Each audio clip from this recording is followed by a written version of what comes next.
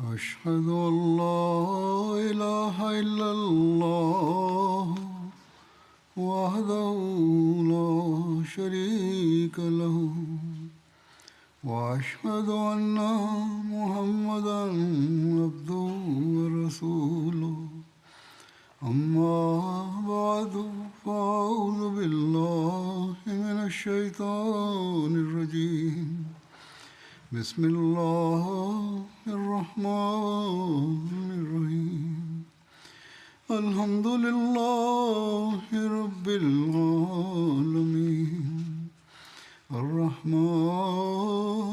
الرحيم مالك يوم الدين إياك نعبد وإياك نستعين اهدنا الصراط المستقيم صراط الذين أنعمت عليهم غير المغضوب عليهم ولا الضالين. И было упомянуто о военном походе Газва-Зикерт.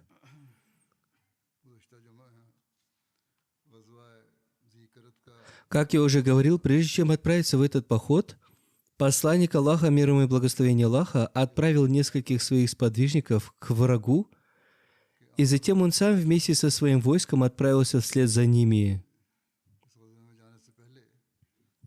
Относительно этого было написано следующее.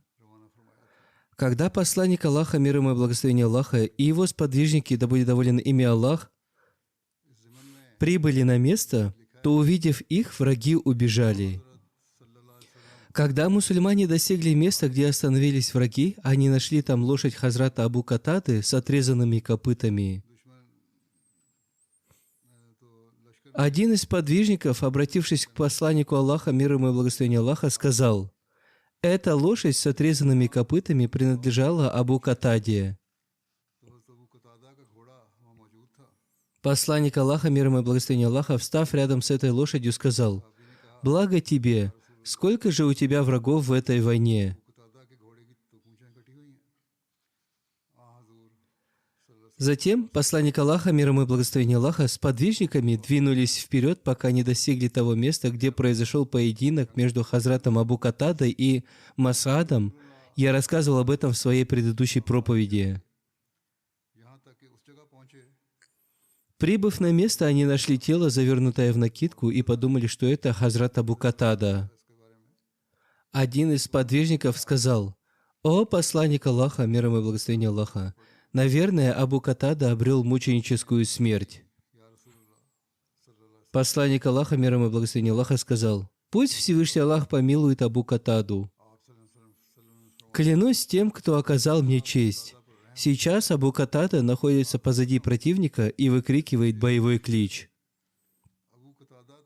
Хазрат Абу Катада повествует: «Когда посланник Аллаха, мир ему и благословение Аллаха, и его войско увидели мою лошадь с отрезанными копытами и тело человека, завернутое в накидку, они подумали, что я обрел мученическую смерть. Хазрат Абу Бакр и Хазрат Умар, да будет доволен ими Аллах, быстро вырвались вперед и, сняв накидку с тела, увидели лицо Масаада. После этого они оба воздали хвалу Аллаху Всевышнему. Они сказали: «Аллах и его посланник, мир ему и благословение Аллаха, сказали правду. О посланник Аллаха, это Масаада». В это время сподвижники произнесли такбир. Спустя некоторое время Хазрат Абу Катада вернулся к посланнику Аллаха, мир ему и благословение Аллаха, вместе со стадом верблюдов, захваченных им в качестве трофеев. Посланник Аллаха, мир ему и благословение Аллаха, обратившись к нему, сказал: «О Абу Катада, ты добился успеха». Абу Катада, командующий конными войнами: «О Абу Катада, да благословит тебя Всевышний Аллах». В другом месте повествуется, что посланник Аллаха, мир ему и благословение Аллаха, сказал: «Да благословит Всевышний Аллах твое потомство и потомство твоего потомства». Затем посланник Аллаха, мир ему и благословение Аллаха, спросил его: «О Абу Катада, что случилось с твоим лицом?» Хазрат Абу Катада сказал: «Пусть мои родители станут жертвой за вас. В меня попала стрела. «Клянусь тем, кто оказал вам честь. Я подумал, что вытащил эту стрелу». Посланник Аллаха, мир ему и благословение Аллаха, сказал: «О Абу Катада, подойди ко мне поближе». Затем он осторожно вынул из него обломок стрелы, смазал это место своей благословенной слюной и приложил к ней свою ладонь. Впоследствии Хазрат Абу Катада говорил: «Клянусь тем, кто одарил посланника Аллаха, мир ему и благословение Аллаха, пророчеством. После этого я почувствовал себя так, как будто я не был ранен». В своей предыдущей проповеди я сказал, что он сам вытащил стрелу. Однако, вполне возможно, что в ране остался обломок, который и вытащил посланник Аллаха, мир ему и благословение Аллаха. Следы этого обломка были видны. Еще в одном хадисе повествуется: когда посланник Аллаха, мир ему и благословение Аллаха, увидел Хазрата Абу Катаду, он сказал: «О Всевышний Аллах, благослови его волосы и кожу». Затем он сказал: «Ты добился успеха». Хазрат Абу Катада ответил: «О посланник Аллаха, это вы добились успеха». Когда Хазрат Абу Катада умер в возрасте 70 лет, говорили, что его лицо выглядело как у 15-летнего юноши, то есть его лицо выглядело молодо.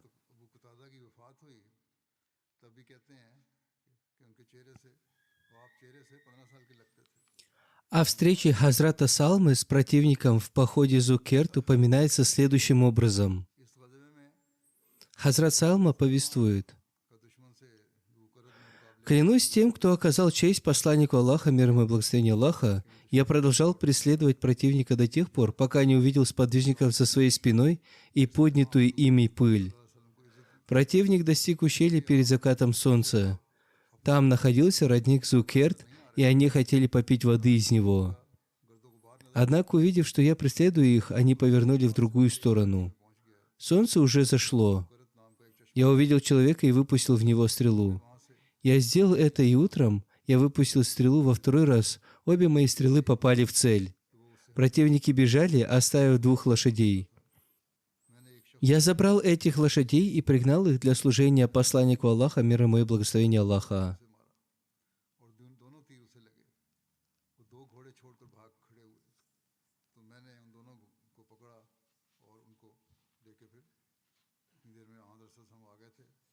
О прибытии посланника Аллаха, мир ему и благословение Аллаха, в местность Зукерт сообщается следующее.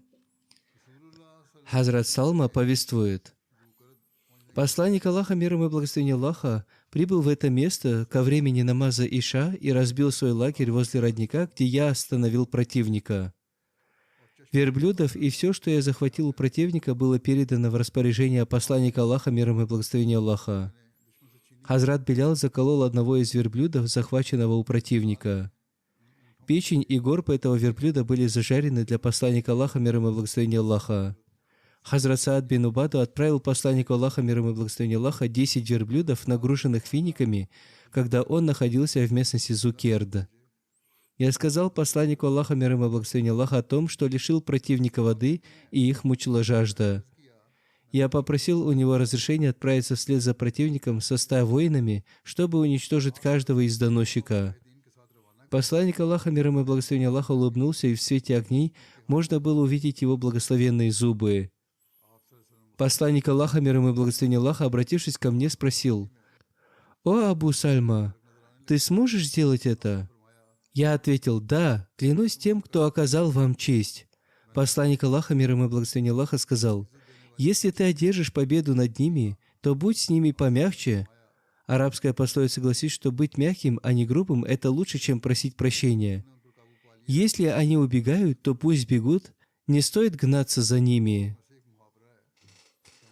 Повествуя о событиях этого военного похода, Хазрат Сальма сказал: «Утром посланник Аллаха, мир ему и благословение Аллаха, сказал: во время этого похода лучшим из конных воинов был Абу Катада, а лучшим из пеших воинов был Сальма бин Акба. Я удостоился чести быть среди конных и пеших воинов. Затем посланник Аллаха, мир ему и благословение Аллаха, усадил меня на верблюда за своей спиной».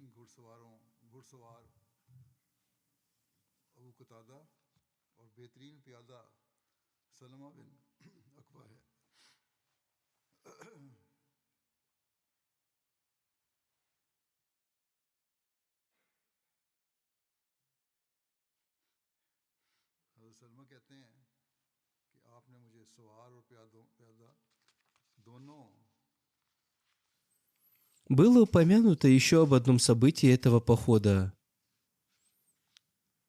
का हिस्सा था फरमाया Хазрат Сальма повествует, पर अपने पीछे सवार किया когда мы возвращались в Медину, уже ближе к Медине, один из моих спутников из числа ансаров, который очень быстро бегал, спросил, есть ли кто-то, кто может посоревноваться с ним в беге, то есть пробежать с ним всю дорогу до Медины? करीब पहुंचे Он повторил эти слова несколько раз. Я ехал на верблюде позади посланника Аллаха, мир ему и благословение Аллаха. Обратившись к сподвижникам из числа ансаров, я сказал, «Разве вы не уважаете ни одного достойного человека? Разве вы не боитесь ни одного уважаемого человека, делающего такие заявления?» Он ответил, «Нет, я не боюсь никого, кроме посланника Аллаха, мир ему и благословение Аллаха». Тогда я сказал посланнику Аллаха, мир ему и благословение Аллаха, «О посланник Аллаха, да станут мои родители жертвой за вас. Пожалуйста, позвольте мне посоревноваться с этим человеком». Посланник Аллаха, мир ему и благословение Аллаха, сказал, «Хорошо, соревнуйся, если ты этого желаешь». После этого я освободил свои ноги из стремян и спрыгнул с коня. Я побежал за ним, мы пробежали одно или два ущелья, он бежал впереди, а я бежал позади него. Я берег свои силы. Затем я побежал быстрее и настиг его. Я слегка хлопнул его рукой между лопатками и сказал, «Клянусь Аллахом, я обогнал тебя». Он улыбнулся и сказал, «Да, я тоже так думаю». Я продолжал бежать до тех пор, пока не достиг Медины.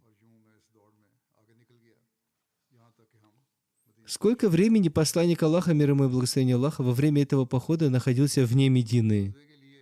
Об этом повествуется, что посланник Аллаха, мир ему и благословение Аллаха, отправился в этот поход в среду утром. Он пробыл в местности Зукерт 1 день и 1 ночь, чтобы получить информацию о противнике. Затем в понедельник он вернулся в Медину. Таким образом, он пробыл за пределами Медины 5 ночей. Подробности о сподвижниках, которые обрели мученическую смерть в этом походе, следующие. Согласно Ибн Хишаму, мученическую смерть обрел Хазрат Ибн Вакас бин Мичсас. Кроме них, в верблюжьем загоне был убит сын Хазрата Абу Заара Гифари. Среди неверных были убиты Абдурахман бин Уейна, Хабиб бин Уейна, Масад бин Хакма, Фазари Убад и его сын. Ранее уже упоминалось о том, как жена Хазрата Абу Заара Гифари была взята в плен. Напавшие на нее схватили и увезли ее с собой. Они связали ее. Ночью эти люди держали свой скот перед своими домами. Однажды ночью эта женщина развязала веревки и освободилась. Она подошла к верблюдам, которые находились на привязи недалеко оттуда. Каждый раз, когда она приближалась к верблюдам, они начинали блеять. Она шла до тех пор, пока не подошла к верблюдице посланника Аллаха, мир ему и благословение Аллаха, по кличке Азба. Она тоже находилась там. Противники захватили и ее тоже. Эта верблюдица не блеяла, она была прирученной. Женщина села на ее спину, пришпорила ее каблуками и отправилась в путь. Люди узнали о ее побеге и хотели поймать ее, но не смогли этого сделать. Повествуется о том, что эта женщина, поклявшись Аллахом, сказала, «Если Всевышний Аллах спасет меня посредством этой верблюдицы, то я обязательно заколю ее». Когда она прибыла в Медину, люди, увидев ее, сказали, «Это верблюдица посланника Аллаха, мир ему и благословение Аллаха, по кличке Азба». Эта женщина сказала им, «Я поклялась Всевышним Аллахом, что если я спасусь посредством этой верблюдицы, то я принесу ее в жертву». Люди пришли к посланнику Аллаха, мир ему и благословение Аллаха, и рассказали ему обо всем. Посланник Аллаха, мир ему и благословение Аллаха, сказал, «Свят Аллах, как же плохо эта женщина вознаградила эту верблюдицу. Эта верблюдица спасла ее, а она наградила ее тем, что хочет заколоть ее. Это нехорошее воздаяние». Затем посланник Аллаха, мир ему и благословение Аллаха, сказал, «Никакая клятва не должна быть исполнена вопреки послушанию Аллаха. Также недопустима клятва человека, который не является хозяином. Обратившись к этой женщине, посланник Аллаха, мир ему и благословение Аллаха, сказал: «Ты не хозяйка этой верблюдицы, это моя верблюдица. Отправляйся к себе домой и произноси имя Аллаха с добром и благословением». ये तो अच्छा बदला नहीं है। फिर फरमाया कोई नज़र खुदा की नाफरमानी में पूरी ना की जाए और ना ही उसमें नज़र जायज़ है जिसका बंदा मालिक नहीं, तुम मालिक ही नहीं उसकी। फरमाया ये मेरी ऊँटनी है, तुम अल्लाह का नाम लेकर Сейчас я расскажу еще об одном походе. Этот поход носит название «Поход Хазрата Абана бин Саида в сторону Неджда». Этот поход состоялся в 7 году по хиджре в месяц Мухаррам. Согласно еще одному повествованию, этот поход состоялся в 7 году по хиджре в месяц Джумадиуль Сани. Хазрат Мирза Башир Ахмад Сахиб также указал на то, что этот поход состоялся в месяце Мухаррам в 7 году по хиджре. Эта дата более достоверна. Поскольку в хадисах и в других повествованиях говорится о том, что перед отъездом в Хайбар Хазрат Абан бин Саид был отправлен из Медины в Неджд.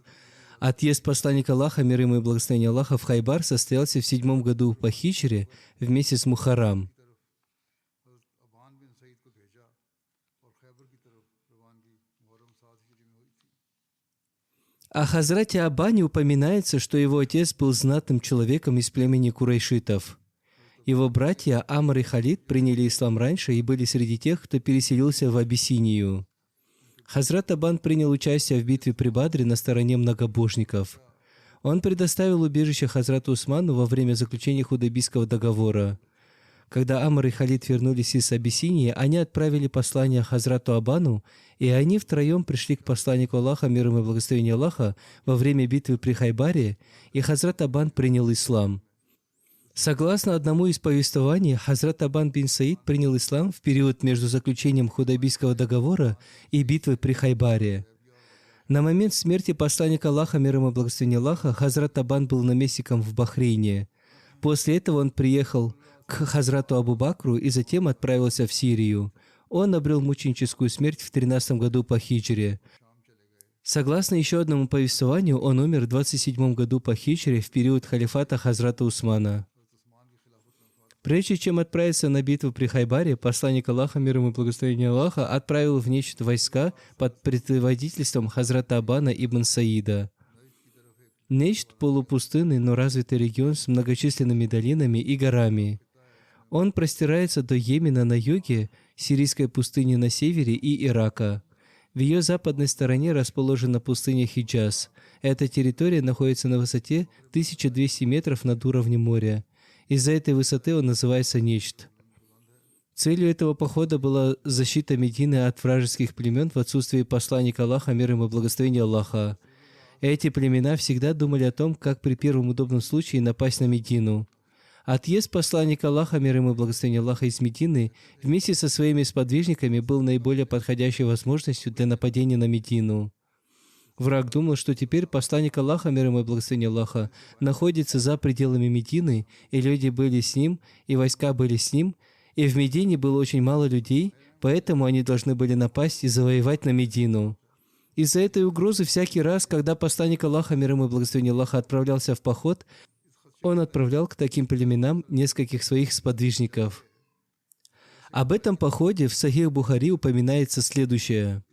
Посланник Аллаха, мир ему и благословение Аллаха, назначил Хазрата Абана командующим одного из походов и отправил его из Медины в Неджд. Хазрат Абу Хурайра сообщает: затем Абан и его товарищи пришли к посланнику Аллаха, мир ему и благословение Аллаха, в Хайбар после того, как он его завоевал.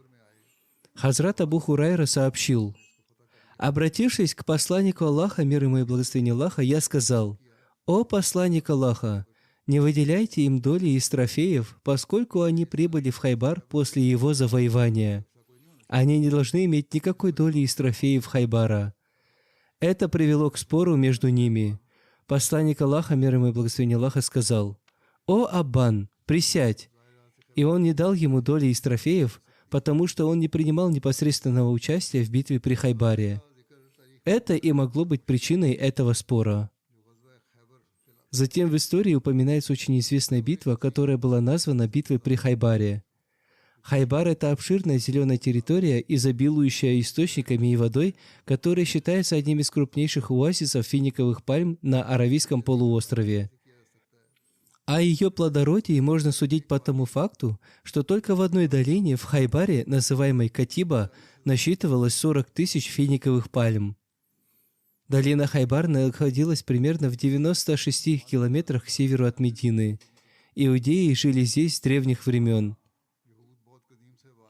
Согласно историческим данным, иудеи проживали там со времен пророка Мусы, мир ему. Согласно мнению некоторых историков, иудеи переселились туда еще во времена Навуходоносора. Существуют еще некоторые предположения о том, что иудеи проживали в Хайбаре с древних времен. Этот народ проживал там в хорошо укрепленных больших крепостях. Это место имело для них важное значение. Они до сих пор говорят об этом. На иврите слово «хайбар» означает «крепость». Некоторая часть иудейских племен проживала в Медине. Однако иудеев Хайбара отличало то, что они были более мужественны и стойки во время сражений. Единство между ними было крепче, чем у других. По этой причине часть этой земли считалась оплотом их силы и могущества на Аравийском полуострове. Будь это иудеи Медины или Хайбара, заговоры против ислама и посланник Аллаха, мир ему и благословение Аллаха, исходящие от них, достигли своего апогея. В этом народе возросла ненависть и вражда к исламу и к посланнику Аллаха, мир ему и благословение Аллаха. Он использовал всю свою мощь и силы для уничтожения ислама и посланника Аллаха, мир ему и благословение Аллаха. Напротив, посланник Аллаха, мир ему и благословение Аллаха, всегда относился к иудеям Медины с добротой. Посланник Аллаха, мир ему и благословение Аллаха, заключал с ними мирные договора. Всякий раз, когда они нарушали договор или поступали по-своему, первое, что в отношении них желал посланник Аллаха, мир ему и благословение Аллаха, было их прощение и помилование. Иудеи несколько раз пытались даже убить посланника Аллаха, мир ему и благословение Аллаха. Нарушив договор, они неоднократно совместно с внешними силами пытались напасть на Медину. Последствия их попыток привели к тому, что эти иудеи были сурово наказаны. Тем не менее, их наказание соответствовало принципам абсолютной справедливости и неотвратимости наказания. Однако состояние милости и прощения посланника Аллаха, мир ему и благословение Аллаха, было таким, что он обеспечивал их безопасность таким образом, что когда он изгонял их из Медины, они были вправе взять с собой все, что хотели.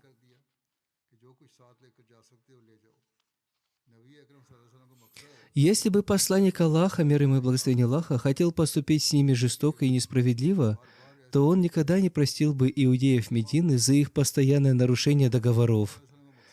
Если бы целью посланника Аллаха, мир ему и благословение Аллаха, было пролитие крови иудеев, то он никогда не обеспечил бы безопасность таких иудейских племен, как Бану Кинка и Бану Назир. Он не разрешил бы уйти им из Медины в целости и сохранности.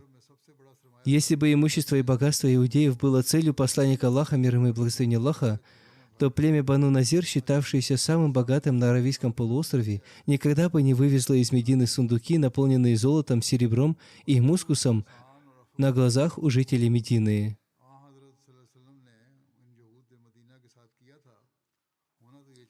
Доброта, щедрость и прощение, проявленные посланником Аллаха, мир ему и благословение Аллаха, к иудеям Медины, означали, что после переселения в Хайбар эти люди должны были жить в атмосфере мира и безопасности в знак признательности исламу и его основателю.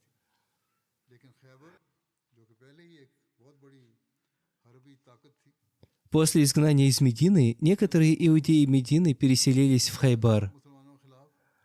Хайбар, который и без этого считался большим центром военной силы, теперь стал центром опасных заговоров против мусульман. Именно иудеи Хайбара с крупной делегацией, в которую входили главные иудейские вожди Хайбара, прибыли в Мекку, чтобы встретиться с многобожниками Мекки и подготовить план уничтожения ислама и благословенной личности посланника Аллаха, мир ему и благословение Аллаха.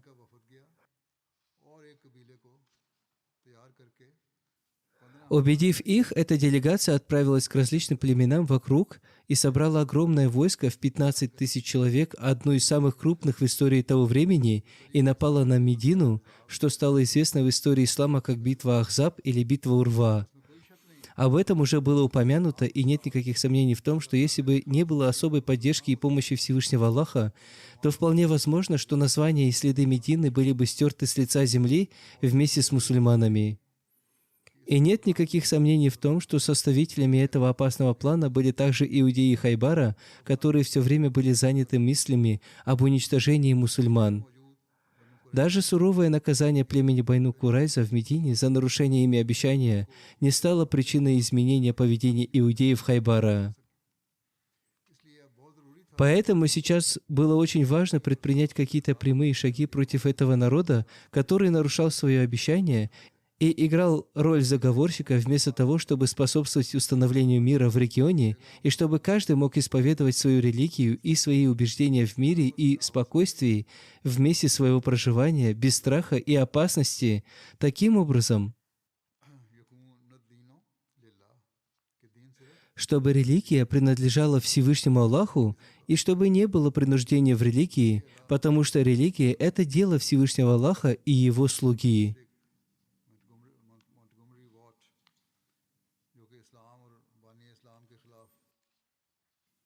Известный востоковед Уотт Монтгомери, который был всегда готов изливать яд на ислам и на его основателя, в своей книге написал об этом. Простой причиной нападения на Хайбар было то, что люди Хайбара обильно использовали свои богатства для подстрекательства своих соседей-арабов, чтобы они подняли свое оружие против мусульман. Это была особая ситуация, когда посланник Аллаха, мир ему и благословение Аллаха, следуя божественному руководству, принял решение выдвинуться в сторону Хайбара. Алама бин Саад написал, что битва при Хайбаре произошла в 7 году по хиджре в месяц Джумадау аль-Ула. По версии Ибн Укбы и Алама ибн Исхака, посланник Аллаха, мир ему и благословение Аллаха, вернулся из Худайбии в Медину и оставался там около 20 ночей. После этого он отправился в сторону Хайбара. Это был месяц Мухаррам.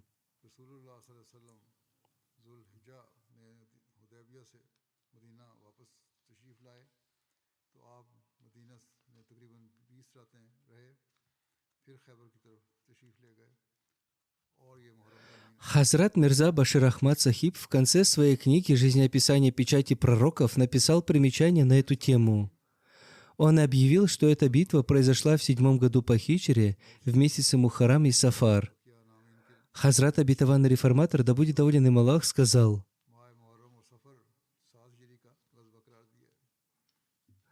спустя 5 месяцев после возвращения из Худайбии, посланник Аллаха, мир ему и благословение Аллаха, принял решение изгнать иудеев из Хайбара, который находился в нескольких милях от Медины. Оттуда было легко плести заговоры против Медины. Одним словом, в августе 628 года он отправился в Хайбар с войском, состоящим из 1500 сподвижников.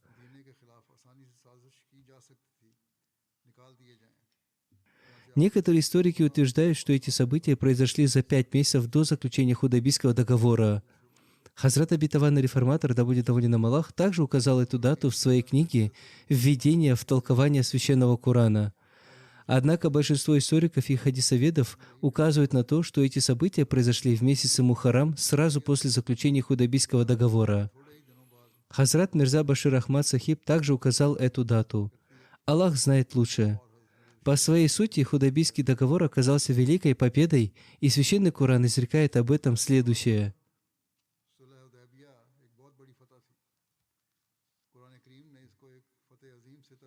«Воистину, мы даровали тебе явную победу». Таким был путь к великой победе, благодаря которой были одержаны великие победы над Хайбаром и Меккой. Воистину, Всевышний Аллах обещал это, когда ниспослал суру Аль-Фатх «Победа». Эта сура была ниспослана между Меккой и Мединой после возвращения из Худайбии. В этой суре о благе победы над Хайбаром было ниспослано следующее.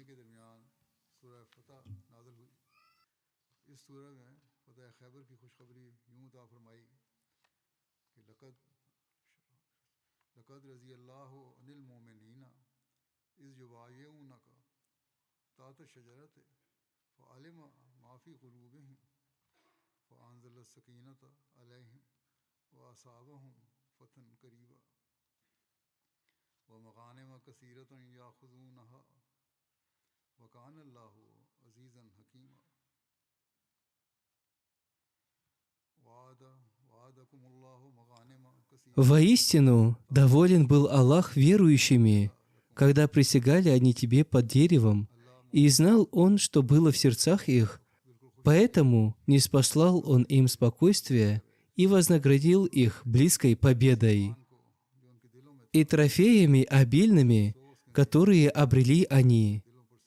И Аллах всемогущий, мудрый. Обещал вам Аллах трофеи обильные, которые возьмете вы, и ускорил Он для вас это.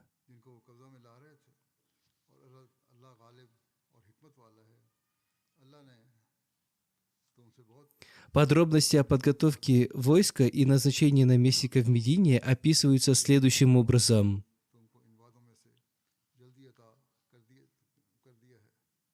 Когда посланник Аллаха, мир ему и благословение Аллаха, призвал людей к походу на Хайбар, он объявил о том, что вместе с ним в этот поход отправляются только те, кто принимал участие в заключении Худайбийского договора. Согласно одному из повествований, посланник Аллаха, мир ему и благословение Аллаха, сказал: «Со мной не должны выходить те, кто желает только трофеев. Со мной должны выходить только те, кто выходит на джихад». Согласно Ибн Хишаму, посланник Аллаха, мир ему и благословение Аллаха, назначил своим наместником в Медине Хазрата Нумеля бин Абдуллу аль-Лейси. Согласно имаму Бухари, он назначил своим наместником в Медине Хазрата Сабаха бин Асвата.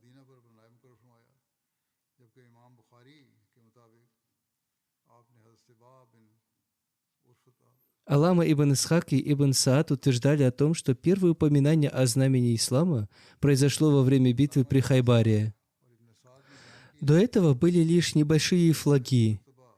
Посланник Аллаха, мир ему и благословение Аллаха, передал знамя Абу Бакру и Умару, Хабабу ибн Мунзиру и Сааду ибн Убаде. Знамя посланника Аллаха, мир ему и благословение Аллаха, было черного цвета. Это знамя было изготовлено из чадры Хазрат Айши, да будет доволен ею Аллах. Оно было названо Укаб. Это знамя было в руках Хабаба ибн Мунзира. В повествованиях упоминается и о том, что это знамя было в руках Хазрата Али, либо его передали ему. Либо это знамя было вручено ему в Хайбаре, поскольку Хазрат Али не смог выйти вместе с посланником Аллаха, мир ему и благословение Аллаха, из-за болезни глаз, они с трудом могли видеть. Однако позднее он отправился в путь в состоянии беспокойства и достиг Хайбара. Он не мог оставаться в Медине. Во время этого похода посланник Аллаха, мир ему и благословение Аллаха, его сопровождала мать верующих, Хазрат Умми Сальма, да будет доволен ею Аллах. Согласно одному из повествований, к этому походу присоединились 6 или 7 сподвижниц. Согласно другому повествованию, в этом походе приняли участие 20 сподвижниц. Хазрат Умми Синан Асламия повествует: «Когда посланник Аллаха, мир ему и благословение Аллаха, отправлялся в поход на Хайбар, я пришла к нему и сказала: „О посланник Аллаха, мир ему и благословение Аллаха, если вы позволите, то я пойду с вами. Я буду чистить бурдюки и охранять снаряжение воинов. Если кто-то заболеет или будет ранен, я буду заботиться о них“».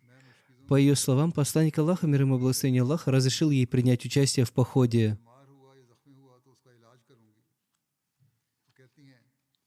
Точно так же некоторые женщины из племени Бану Гафар пришли к посланнику Аллаха, мир ему и благословение Аллаха, и сказали: «О посланник Аллаха, мы тоже хотим участвовать в войне. Мы позаботимся о раненых и поможем маджахедам, насколько это будет возможно». Посланник Аллаха, мир ему и благословение Аллаха, разрешил им это и благословил их. Когда иудеи Медины узнали о готовности посланника Аллаха, мир ему и благословение Аллаха, и его сподвижников, да будет доволен ими Аллах, они были глубоко огорчены этим. Они поняли, что если посланник Аллаха, мир ему и благословение Аллаха, пойдет на Хайбар, то Хайбар будет разрушен, так же, как были уничтожены племена Бану Насир, Бану Кинка и Бану Курайза.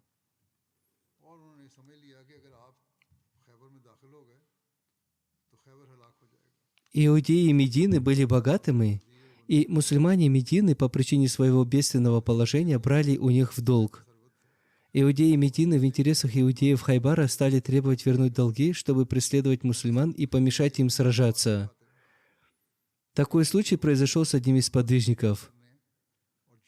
Хазрат ибн Аби Хадрат повествует: «Я должен был вернуть 5 дирхемов иудеи по имени Абу Шахам. В другом месте повествуется о том, что он должен был вернуть 4 дирхема. Иудеи стали требовать от него уплаты долга. Однако Ибн Аби Хадрат попросил их дать ему отсрочку. Он пообещал им оплатить все свои долги после возвращения из Хайбара, если это будет угодно Всевышнему Аллаху. По его словам, Всевышний Аллах обещал своему посланнику Аллаха, мир ему и благословение Аллаха, богатую добычу в Хайбаре. Иудей Абу Шахам из-за зависти и упрямства ответил ему: «Вы думаете, что сражаться с иудеями Хайбара – это все равно, что сражаться с простыми бедуинами? Клянусь Торой, там вас ожидают 10 тысяч воинов». После этого они обратились со своим делом к посланнику Аллаха, мир ему и благословение Аллаха. В то время сложилась чрезвычайная военная ситуация. Этот иудей выражал поддержку и сочувствие иудеям Хайбара, а также издевался над мусульманским воином. Посланник Аллаха, мир ему и благословение Аллаха, был главой государства, и этот иудей мог быть наказан, но совершенный пример сдержанности, мужества, справедливости и терпимости был продемонстрирован тогда, когда посланник Аллаха, мир ему и благословение Аллаха, сказал: «Отдай должное этому иудею». Ибн Аби Хадрат сказал: «Клянусь тем, кто отправил вас истиной, я не в состоянии отдать долг сейчас». Он сказал: «Отдай ему должное, чем бы это ни было». Ибн Аби Хадрат рассказывает, что он снял свою чалму и повязал ее вокруг бедер. Затем он продал свою повязку на рынке и, отдав долг, надел другую одежду. Его другой одеждой стала чадра, одолженная ему Сальма бин Асламой. Либо, согласно другому из повествования, одной из старых сподвижниц. Когда она узнала об этом, она подарила ему свою чадру. По воле Всевышнего Аллаха этот сподвижник получил трофеи в Хайбаре. Среди этих трофеев была одна женщина, которая приходилась родственницей иудею Абу Шахаму. Затем он продал эту женщину этому иудею. Иудеи Медины, узнав о наступлении мусульман на Хайбар, не только выразили свою ненависть и упрямство в отношении мусульман, но и наняли бедуина из племени Асча, чтобы он немедленно отправился в Хайбар и сообщил о подготовке мусульман к нападению на Хайбар и поделился с ними другой необходимой информацией. Они также передали через него сообщение о том, что они должны храбро сражаться с мусульманами. В любом случае, противники мусульман не нуждались в лазутчиках, поскольку лицемеры Медины могли справиться с этой работой очень быстро. Также на этот раз глава лицемеров Абдулла бин Убай бин Салюль не стал молчать и без промедления отправил письмо иудеям Хайбара через одного из своих помощников. Письмо было о том, что Мухаммад, мир ему и благословение Аллаха, отправился к ним, и им нужно готовиться к обороне. Он дал им наказ прятать свое имущество и богатство в крепостях. Он также дал им наказ выйти на поле битвы и сражаться с посланником Аллаха, мир ему и благословение Аллаха, и не бояться мусульман, поскольку их много, а воинов Мухаммада мало, и у них недостаточно оружия. Когда иудеи получили весть об этом, их вожди провели совещание. Существует разногласие по поводу этого совещания. Повествуется, что когда иудеи Хайбара узнали о прибытии мусульманского войска, они провели совещание о том, как противостоять мусульманам. В ходе этих сообщений иудейские вожди выдвинули разные предложения. Одна группа предложила, что иудеи должны обороняться в крепости и сражаться за стенами крепости, что в конечном итоге заставит мусульман прекратить сражаться и снять осаду. Однако брат Мархаба, известного воина из Хайбара по имени Абу Зайнаб, предложил вместо обороны в крепости сразиться с мусульманами в чистом поле, поскольку до этого иудеи уже сталкивались с результатом обороны в крепости. В этом походе мусульмане одержали победу. Однако первая группа отвергла это предложение на том основании, что их крепости намного прочнее.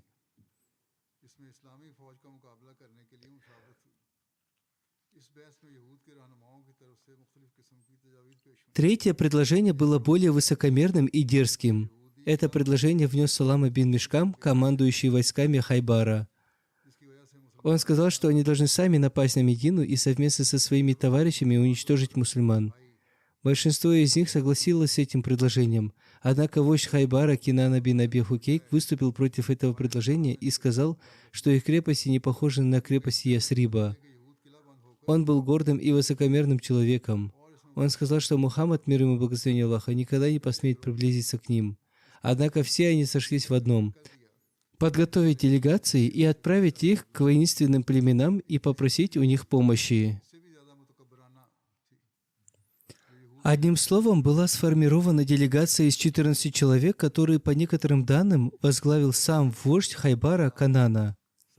Эта делегация отправилась к племенам Бану Асад, Гатфан и к другим племенам. Они попросили у них военной помощи за половину годового дохода Хайбара. Племя Бану Мурра, проявив дальновидность, отказало им в помощи. Однако такие воинственные племена, как Бану Асад и Бану Гатфан, без промедления отправили туда свои войска из 1000 вооруженных воинов. Они также пообещали отправить еще войска численностью 4000 человек и стали готовиться к битве.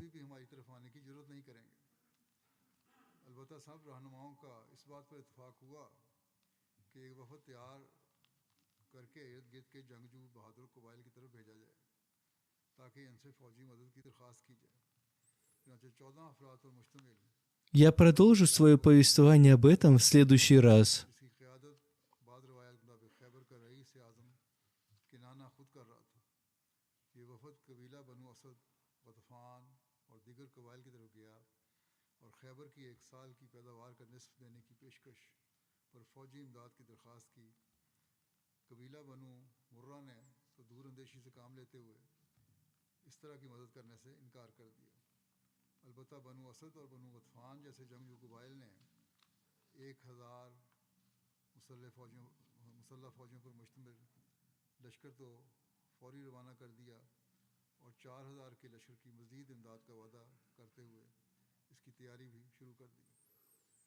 Сейчас я расскажу о некоторых покойных. Первый покойный, уважаемый Мухаммад Ашраф Сахиб, ибн Мухаммад Бахш Сахиб из Монти Бахауддин. По воле Всевышнего Аллаха он скончался недавно. Инна лиляхи ва инна иляйхи раджиун. Он оставил 3 дочерей и 6 сыновей. Один из его сыновей по имени Кашиф Джавед ныне проживает в Сенегале. Он занимает пост заместителя старшего миссионера и главы общины. По этой причине он не смог приехать из Сенегала на похороны своего отца. Он пишет: «Наш отец был скромным, добродушным и богобоязненным человеком. Он очень любил институт Ахмадийского халифата. Он был единственным мусульманином Ахмади в своей семье и часто говорил, что все, чего он достиг только благодаря Ахмадияту. Он наставлял своих детей всегда поддерживать прочную связь с институтом Ахмадийского халифата.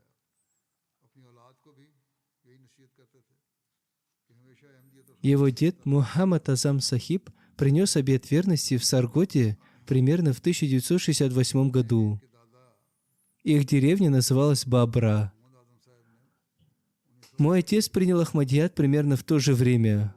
Он был единственным братом по материнской линии.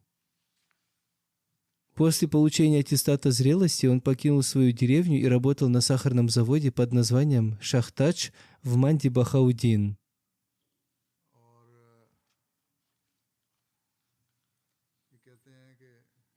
Он оставался там до конца своей жизни.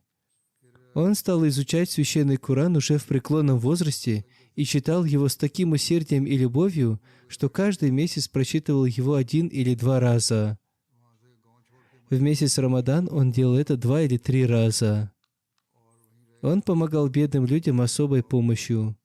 Он никогда не отпускал с пустыми руками того, кто приходил к нему за помощью. Он всегда говорил мне, что Всевышний Аллах благословляет их только благодаря моему вакфу.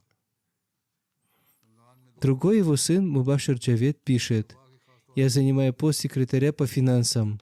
Наш отец всегда вовремя платил свои взносы. Всякий раз, когда он получал пенсию, он старался оплатить взносы за весь год. В момент смерти он был обеспокоен тем, оплачены ли его взносы. Он был благодарен Всевышнему Аллаху в момент своей смерти за то, что Всевышний Аллах одарил его возможностью выплатить все свои взносы.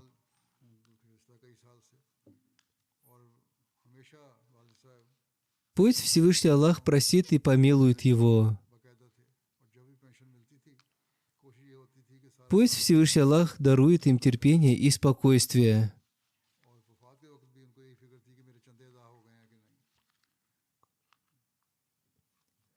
Второй покойный Хабиб Мухаммад Шатри Сахиб, второй заместитель главы общины Кении.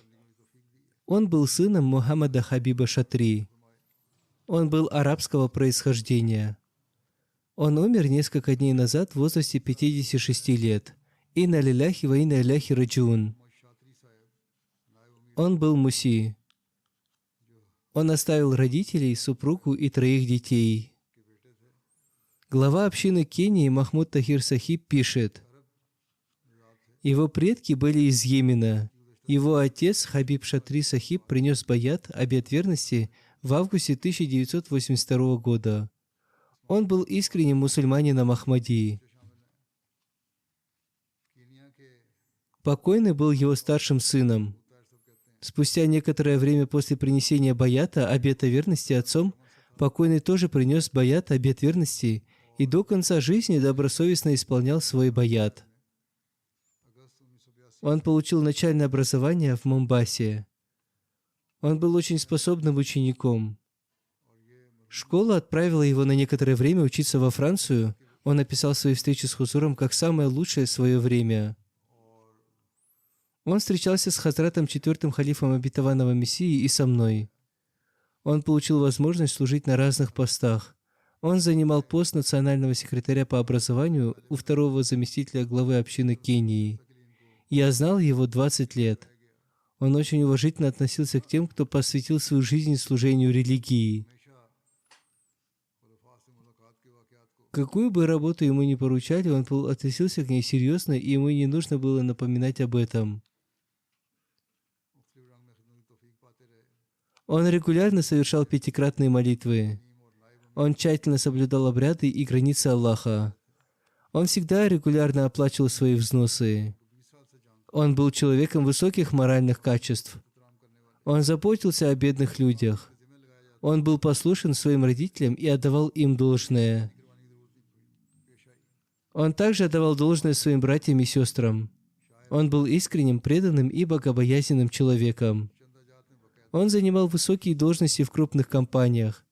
Всевышний Аллах даровал ему финансовое благополучие.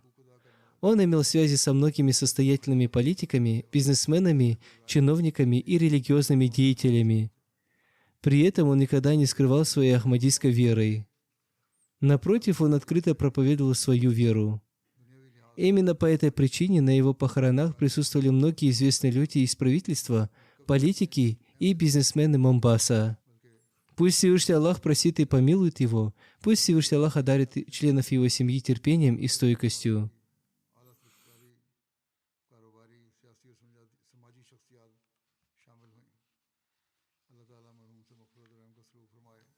Третий покойный, уважаемый Ануби Мадангу Сахиб. Он был президентом местной общины в Зимбабве. Недавно он умер. Инна лилляхи ва инна иляйхи раджиун. Его сын Юсуф Ануби Сахиб, президент общины Зимбабве, пишет: он изначально был мусульманином-суннитом и противостоял Ахмадияту, но в его сердце была любовь к исламу. Первую половину своей жизни он прожил в Малави. Когда он там жил, было много противодействия. Затем он переселился в Зимбабве. Прибыв туда, по причине своей любви к исламу, он стал собирать людей и организовывать коллективные молитвы. В его сердце всегда было желание стать истинным мусульманином. Так он познакомился с нашей общиной. Он всегда подробно беседовал с нашим миссионером Самиулла Сахибом, и в результате он принял Ахмадият. Он был первым мусульманином Ахмади в своем районе. Приняв Ахмадият, он столкнулся с противодействиями. От него отвернулись даже те, кого он собирал. Они отнеслись к нему очень строго, и из-за этого он бросил свой центр, построенный им для коллективной молитвы. Он стал совершать молитвы у себя дома вместе со своей семьей. Одним словом, он не пал духом и продолжал проповедовать. Многие люди, услышав послание общины, присоединились к нему и приняли Ахмадият. Он был влиятельной личностью, и многие люди присоединялись к общине, увидев его. На свои личные средства он выкупил землю, на которой в настоящее время строится первая ахмадийская мечеть в Зимбабве. Он желал, чтобы эта мечеть была построена еще при его жизни. Однако в то время ее не могли построить. Он был очень преданным, честным, достойным доверия человеком. Он с мудростью решал проблемы между людьми. Большинство людей доверяли ему и полагались на него еще задолго до того, как он стал президентом общины. Он помогал нуждающимся из своих личных средств. Его дом всегда был полон гостями. Он имел глубокую духовную связь с общиной. Он советовал всем навсегда прильнуть к общине.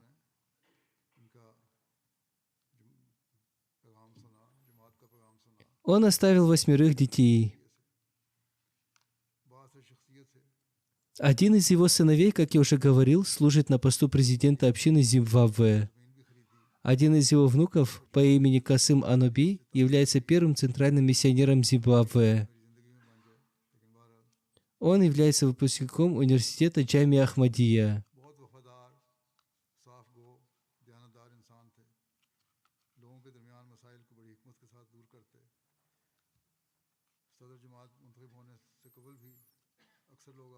Пусть Всевышний Аллах простит и помилует покойного. Пусть учение общины всегда продолжается в его потомках из поколения в поколение.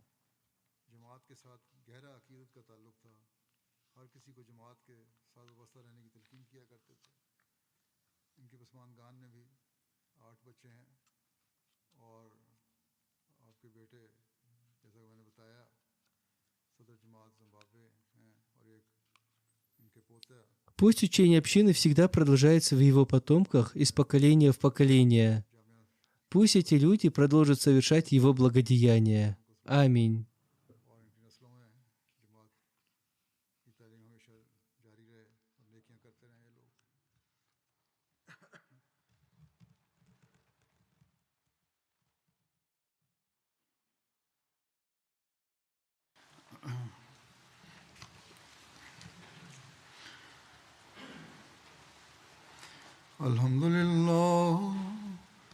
الحمد لله نحمده ونستعينه ونستغفره ونؤمن به ونتوكل عليه ونعوذ بالله من شرور أنفسنا ومن سيئات أعمالنا من يهده الله فلا مضل له ومن يضلل فلا هادي له ونشهد أن لا إله إلا الله ونشهد أن محمدا عبده ورسوله عباد الله رحمكم الله إن الله يأمر بالعدل والإحسان وإيتاء ذي القربى وينهى عن الفحشاء